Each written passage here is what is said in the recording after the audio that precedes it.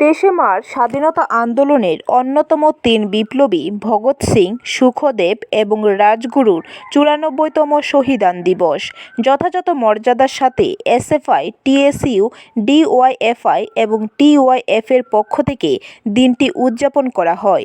শহীদদের প্রতি পুষ্পার্ঘ্য অর্পণ করে শ্রদ্ধা জানান বাম চারটি সংগঠনের নেতৃত্ব। যে ভগৎ সিং, রাজগুরু, সুখদেবের মতো অসংখ্য বিপ্লবী ব্রিটিশ সাম্রাজ্যবাদের বিরুদ্ধে লড়াইয়ে সামিল হয়েছিলেন, এ দেশ থেকে ব্রিটিশ সাম্রাজ্যবাদকে উৎখাত করবার স্বপ্ন নিয়ে লড়াইয়ে তারা সামিল হয়েছিলেন।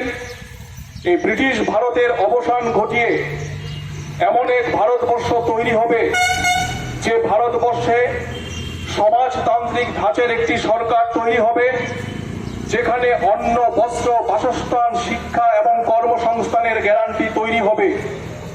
এমন এক ভারতবর্ষের স্বপ্ন নিয়ে ভগৎ সিং, রাজগুরু, সুখদেবরা অতি অল্প বয়সেই তারা ব্রিটিশ সাম্রাজ্যবাদ বিরোধী লড়াইয়ে সামিল হয়েছিলেন।